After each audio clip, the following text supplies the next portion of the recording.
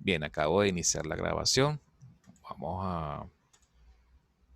Semana pasada empezamos lo que era la segunda parte del tema 2, que son los métodos abiertos para resolver para resolver raíces de ecuaciones no lineales. Habíamos visto el método de Newton, su explicación gráfica era bastante sencilla, pues simplemente basado en la generación de rectas tangentes, ¿ok? A partir de puntos iniciales que nosotros íbamos definiendo, ¿ok? En las proximidades de la raíz de la función. Fíjense que igual que en el método, o sea, que en los métodos cerrados es necesario graficar primero la función. Después que uno grafica la función, uno detecta, ¿ok? Gráficamente dónde está la raíz o par de raíces que a uno le interesa resolver. Uno centra la atención en una de las dos raíces y se escoge un punto, ¿verdad? Bien sea a la izquierda o a la derecha, ¿ok? De la raíz para poder realizar las primeras estimaciones. ¿Okay? Ese punto se proyectaba en la función, a partir de ese punto se definía una recta tangente que se intersectaba al eje X en un punto más cercano a la raíz. Se repetía el algoritmo o se repetían los pasos previos hasta que en algún punto la recta tangente iba a intersectar al eje X en un punto tal que fuese a coincidir o estuviese muy próximo a la raíz de dicha función. Ese método de aproximación sucesiva por tangentes es el que se conoce como el método de Newton, ¿okay? Que fue el que se explicó, se revisaron las fórmulas. Me acuerdo yo que la semana pasada había un error con los subíndices, ese error ya lo pueden ver aquí ya corregido, ya está corregido también en la lámina que está montada en el aula digital. ¿Okay? Vimos la forma computacional, ¿okay? Inclusive también lo repasamos en Octave, ¿okay? El algoritmo del método de Newton, es bien corto, bien sencillo. ¿Okay? La forma tabular es de las más sencillas. Habíamos concluido comparando el método de Newton con el método de la bisección y de la falsa posición, así como el de la falsa posición modificada o mejorada, que el método de Newton es el más eficiente y el más eficaz de todos esos tres métodos que hemos visto hasta el momento. ¿Okay? Bastante eficiente, bastante satisfactorio en ese sentido. ¿Okay? Con muy pocas iteraciones, ¿okay? Se obtiene un resultado que es bastante cercano a cero. ¿Y cómo sabemos que es cercano a cero el resultado? Porque cuando nosotros evaluamos el valor de x en la función, nos da un valor muy cercano a cero. ¿Okay? Luego entonces quedó pendiente el método de la secante. El método de la secante es bastante parecido al de Newton, ¿ok? Es como primo hermano del método de Newton. ¿En qué sentido? En el sentido en que, bueno, aunque no se trabaja con rectas tangentes, se trabaja con rectas secantes, ¿ok? Las rectas secantes, por supuesto, por definición, son rectas que cortan en al menos dos puntos a una función, intersectan en dos puntos.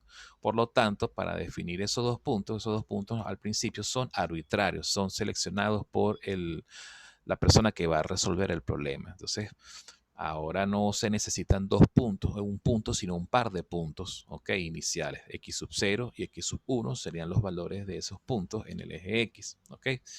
Son dos puntos que tienen que estar lo más cercanos posibles a la raíz.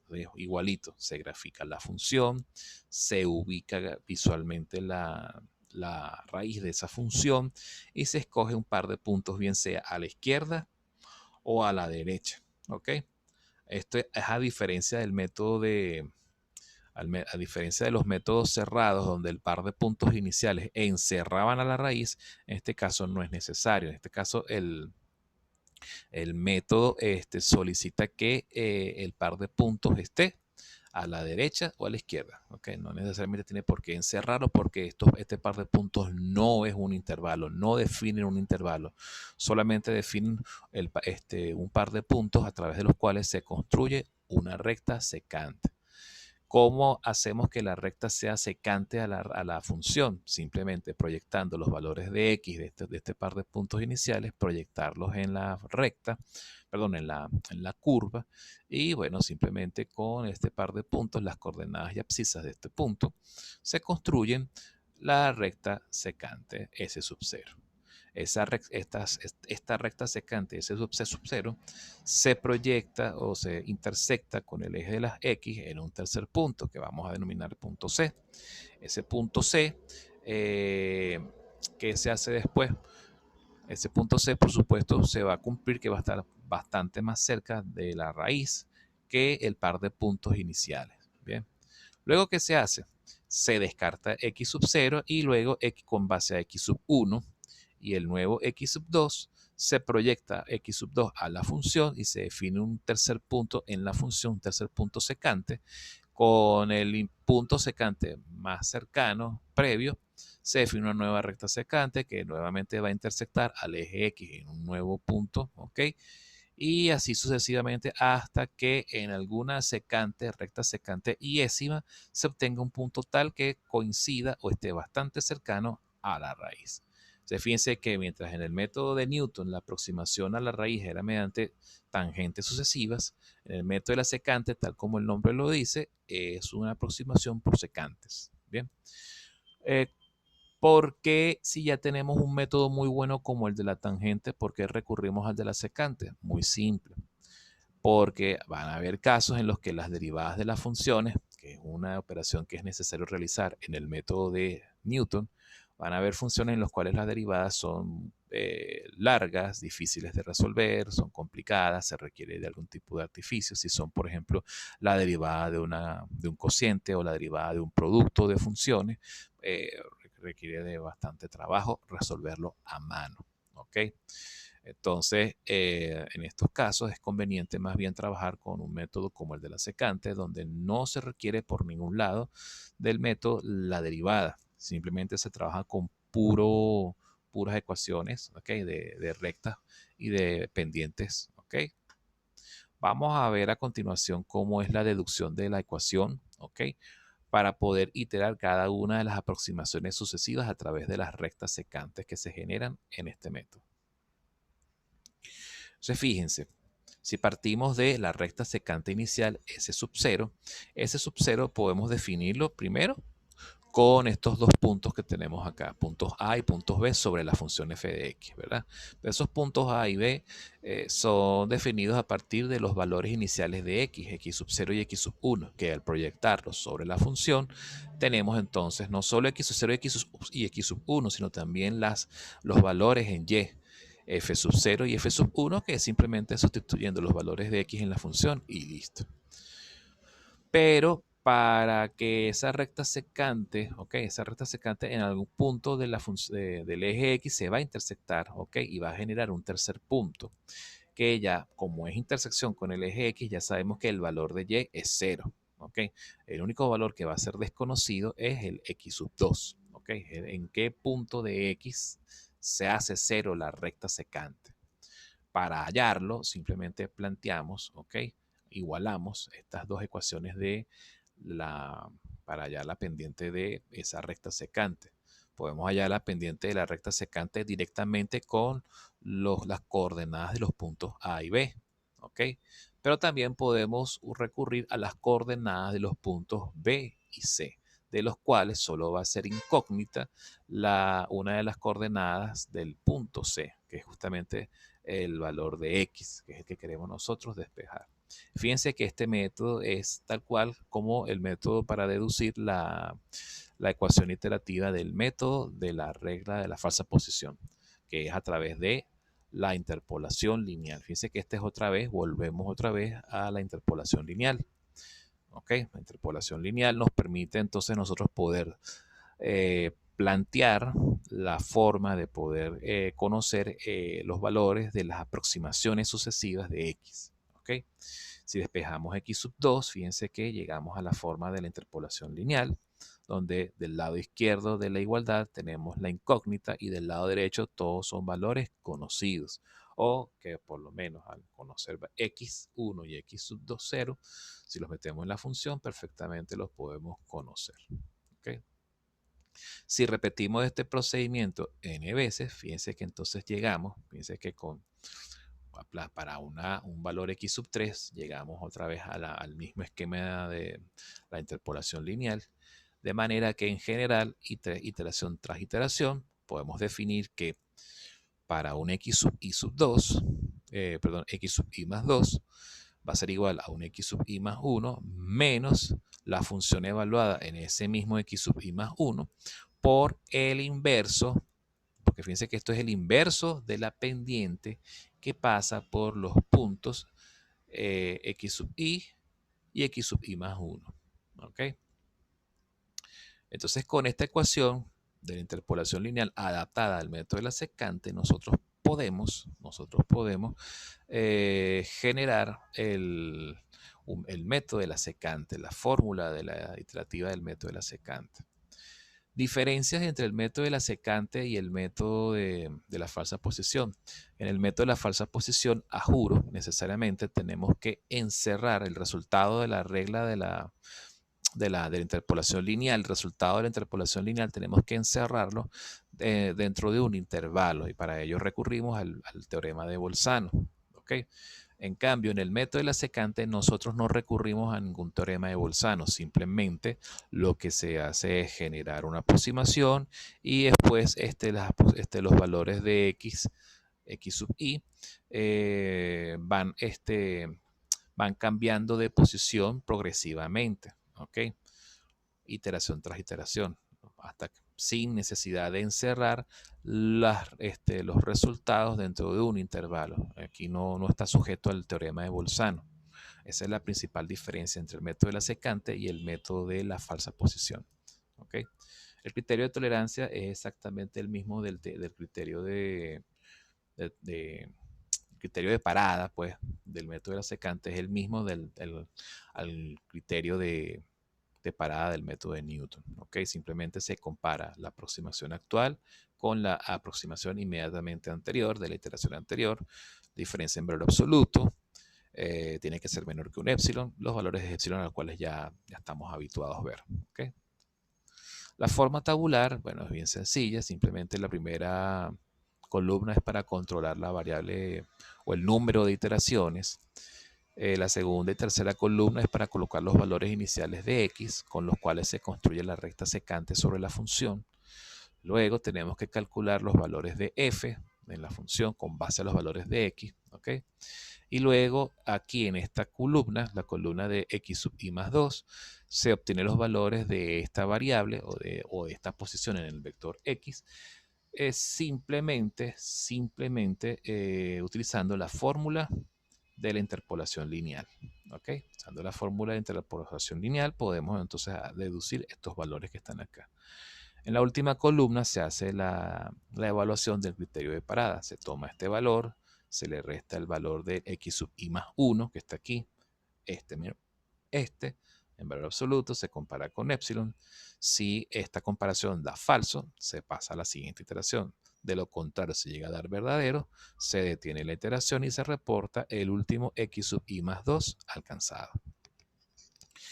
En la forma computacional, fíjense que aquí tenemos un esquema muy similar al del método de Newton. ¿Ok?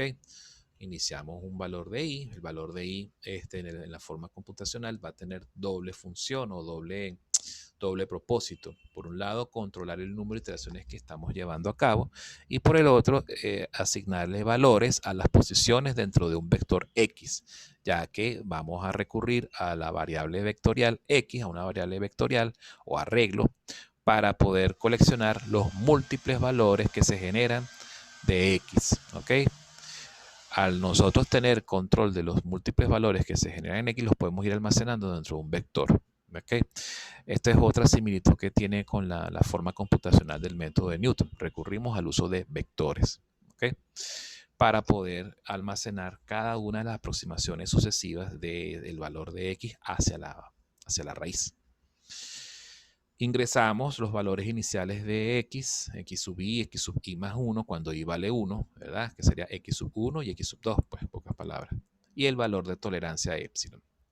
Utilizamos una variable artificial diff, ¿ok? Y luego entonces arrancamos el método, pues, o el bucle, ¿ok? El bucle que se ve reflejado en esta tabla, donde calculamos los valores de f, ¿ok? Cuando x está en la posición 1 o en la posición 2 de ese vector. Luego se calcula con la interpolación lineal el valor de x sub i más 2. Luego calculamos la diferencia. Incrementamos el valor de i para pasar a la siguiente iteración. Y después, con la diferencia ya calculada, ¿ok? O ya actualizada previamente, pasamos entonces acá a la, ¿cómo se llama? Al cálculo o a la evaluación del criterio de parada. El criterio de parada nos da falso, volvemos a repetir los cálculos, se incrementa el valor de i nuevamente, se vuelve a evaluar el criterio de parada. En algún momento de este bucle se debería hacer verdadera esta comparación. Al hacerse verdadera, el último valor de x que alcanzó, el último valor que alcanzó el vector x se le asigna a x sub r. Noten lo siguiente, que aunque el último valor aquí en la tabla es i más 2, aquí en el algoritmo tiene que ser i más 1. ¿Por qué? Porque a la salida del bucle el valor de i se alteró. Aquí antes era i más 2, pero cuando entonces nosotros actualizamos el valor de i para que el método vaya avanzando de iteración tras iteración y se vayan rotando los valores de x, se vayan trasladando los valores de x, ¿verdad?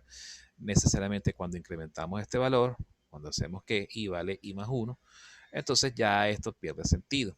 ¿Ok? Finalmente, ¿qué sucede? Este 2 se descompone en 1 más 1, entonces sería i más 1. ¿Ok? Otra forma de verlo es aquí en esta tabla que tenemos acá. Fíjense que para una corrida hipotética, ¿ok? Donde tenemos x sub 1 y x sub 2, ¿ok? Como valores iniciales en la primera iteración, vamos a tener un x sub 3. Luego entonces en la siguiente iteración, ¿qué sucede? Aquí iría x sub 2 y el x sub 3 que se obtuvo aquí, se ruedan para acá, se calculan los valores de f y se obtiene un x sub 4. Y entonces hipotéticamente el criterio de parada se alcanza es en la cuarta iteración. En la cuarta iteración, fíjense qué sucede. Tenemos x4, x5 y se obtiene un x6. Y el x6 es el que entonces se reporta como raíz. Pero fíjense qué sucede. El último valor de i fue el 5. ¿Por qué fue el último valor de i? Porque necesariamente, aunque se calcule el criterio de parada, el método de forma computacional siempre va a generar un último valor. Y ese último valor, que es el i, queda residual. No se llega a aprovechar para ninguna de estas iteraciones, para ninguno de estos cálculos. ¿Ok? Eso por un lado. Por otra parte, el total de iteraciones efectivas realmente fue 4. ¿Ok? Por otra parte, la estimación de XR está en la sexta posición del vector X. ¿Ok? Entonces, ¿qué sucede? Fíjense que cuántos valores tiene X. 1, 2, 3, 4, 5, 6 valores. Son 6 posiciones que tiene entonces en ese vector. ¿Ok? Entonces, pero ¿cuántos fueron los valores que alcanzó la variable iterativa Y? 4 efectivos y 1 residual. Pero el vector siempre va a tener, el vector X siempre va a tener una posición extra con respecto al número de valores de Y. Por lo tanto, teniendo conciencia de esta mecánica que ocurre dentro del método de la secante, la raíz hay que asociarla con la última posición del vector y la última posición siempre va a ser y más 1. ¿Okay? De esta forma es que nosotros podemos vincular algorítmicamente la variable xr, ¿okay? Que es la raíz, con el último valor que alcanzó el vector x. ¿Okay? O el valor almacenado en la última posición del vector x. ¿Okay? Eso es pues justamente por el desfase que ocurre cuando se está trabajando con dos valores en vez de un valor. ¿Okay? Este par de valores, iteración tras iteración, genera ese desfase. Bien. Veamos un ejemplo con la misma función exponencial de x menos 3x. Fíjense que podemos utilizar el Bolzano simplemente, el teorema del Bolzano simplemente para elegir en cuál intervalo se encuentra la raíz para después elegir cuál valor de x vamos a tomar, bien sea a la izquierda o a la derecha de alguna de estas raíces. En la primera raíz positiva siempre convenimos utilizar valores que estén del lado donde la función sea monótona, creciente o decreciente. Entonces es conveniente mejor acercarse a la raíz desde la izquierda, a la primera raíz. En el caso de la segunda raíz, conveniente acercarse a la raíz desde la derecha. ¿Okay? Entonces fíjense que en la primera raíz vemos que el cambio de signo en f ocurre entre 0.6 y 0.7. ¿Qué valores de x pudiéramos tomar sin problema? cualquier valor por la izquierda hasta 0.6, ¿ok? De acuerdo con esta precisión en la tabla, ¿ok? Este grado de precisión. Valores por la derecha de X no es conveniente. ¿Por qué? Porque estamos en presencia de un mínimo y el método de la secante está sujeto a los mismos problemas de convergencia del método de Newton. Es decir, la presencia de máximos o mínimos entre el primer valor o los primeros valores del método y el valor donde está la raíz puede ocasionar problemas de divergencia o de retrasos en la convergencia del método. Inclusive puede generar divisiones entre cero. Okay, son los tres problemas típicos a los cuales nos enfrentamos si nosotros colocamos los primeros valores del método cercanos, ¿ok? O después de un mínimo o un máximo. Eso hay que evitarlo. Por eso es que siempre se conviene trabajar por el lado donde la función es estrictamente monótona, creciente o decreciente. En este caso, del lado de acá. Se elige, por ejemplo, pudimos haber elegido 0.6, pero bueno, en este caso se eligió el 0.5. Se aplica el método manualmente, escriben 0.5, luego 0.6. Se obtienen los valores de f correspondientes. Con la fórmula de la interpolación lineal se halla la nueva aproximación de x. Se evalúa el criterio de parada. Si el épsilon es de una centésima, vemos que el criterio de parada no se cumple todavía. De manera que en la siguiente iteración, fíjense cuáles van a ser los nuevos valores de x sub i y x sub i más 1. 0.6, ¿ok? El valor de x que estaba en la tercera columna se traslada a la columna anterior. Y el valor que estaba en la penúltima columna se traslada para la tercera columna en la siguiente iteración. ¿Lo ven? Eso anótenlo, márquenlo, ¿ok? Para que después cuando estén haciendo estos problemas de secante puedan guiarse apropiadamente. Luego se evalúa la función f y la función f sub i, en los valores de x sub i y x sub i más 1 y después se vuelve a aplicar la fórmula de la interpolación lineal. El criterio de parada se vuelve a evaluar nuevamente. Fíjense algo, entonces, ¿cómo se calculan los valores del criterio de parada?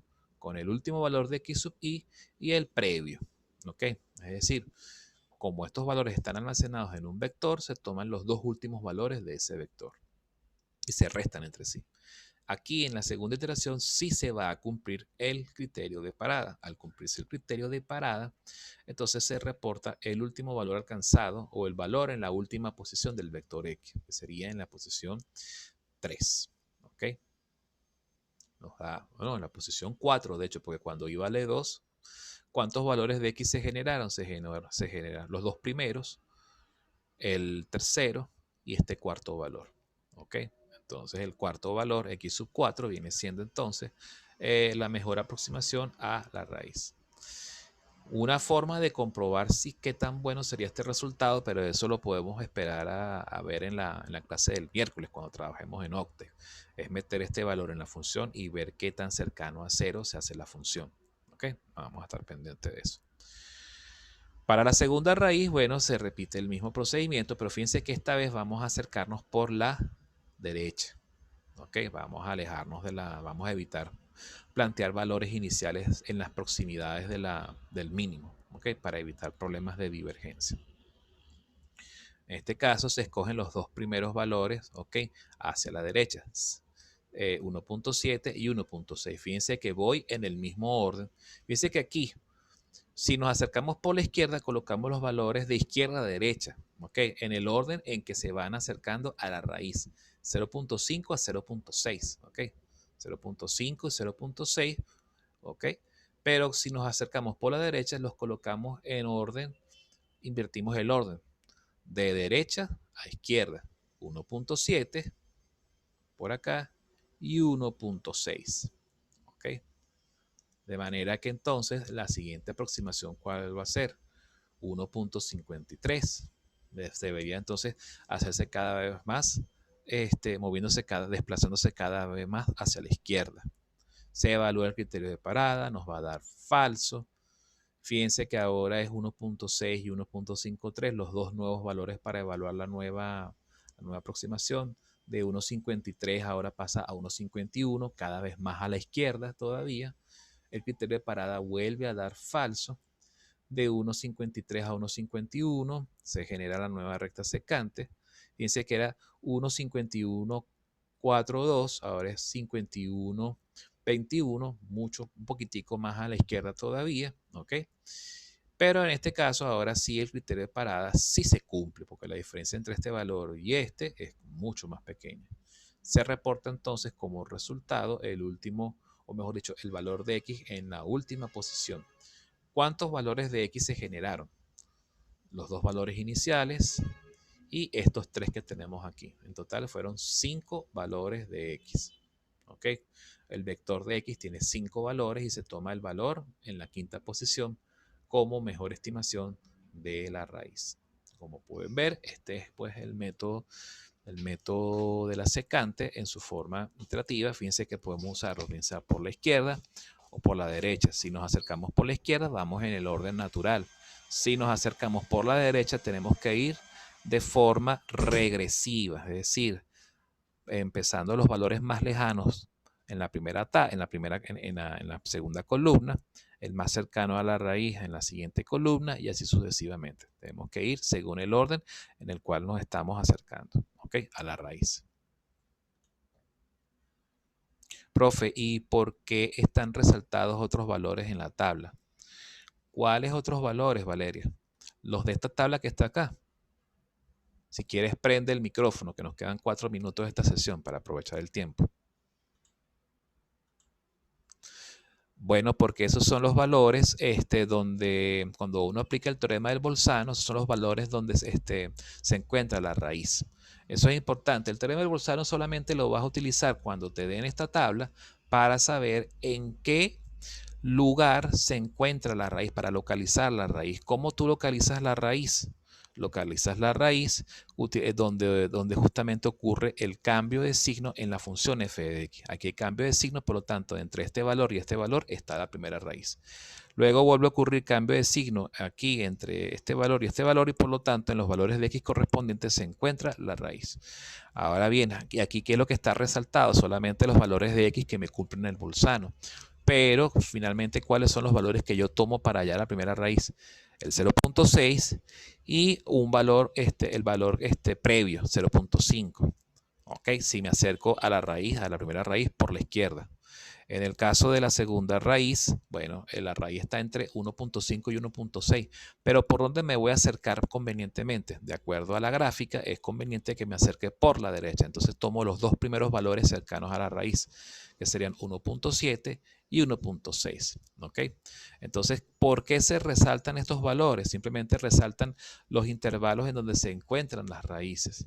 Pero ojo, eso simplemente para yo saber dónde están las raíces y después elegir el par de valores, bien sea a la derecha o bien sea a la izquierda, según la forma de la función. ¿Ok? Profe, la segunda raíz no es 1. Ay, verdad. Yo lo escribí mal. Oye, ¿verdad que con la prisa? Sí, es 1.512. Es que hay un error. Eso es con la prisa que cuando hice esta lámina, anoté mal esto. Ay, menos mal que se dieron cuenta. Bueno, esto yo lo corrijo ahorita. Después cuando termine la clase se corrige esto. Ok, ahorita, bueno, de hecho creo que ahorita cuando haga la transición de una sesión a otra, corrijo este error que está aquí. ¿De acuerdo? Debe ser que a lo mejor lo que hice fue que cuando estaba haciendo esta tabla, copié y pegué y entonces corregí fue esta parte de acá y no anoté aquí el 1. ¿Ok? Eso debe ser lo que pasó. Disculpen, menos mal que lo hiciste notar. Vamos a corregir esto pronto y por supuesto corrijo arriba en la nube, ¿ok? En la plataforma de módulo 7. Bien.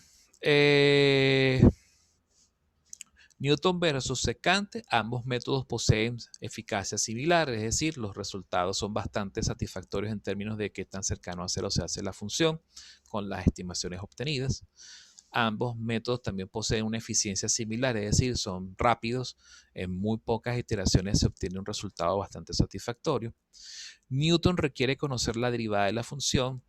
La secante no necesita la derivada de la función. Entonces van a haber ejercicios en los cuales el método de Newton de repente puede ser engorroso de llevar a cabo porque la función o no es derivable o es difícil de calcular su derivada, a menos que uno tenga habilitado un paquete de derivación y que uno tenga el programa, uno tenga alguna función de derivación en la sintaxis del programa, pues, ¿ok? Pero de resto, el método de la secante puede ser inclusive más recomendable que el de Newton cuando la derivada se hace fastidiosa de calcular. ¿Ok? Entonces, estas serían las comparaciones.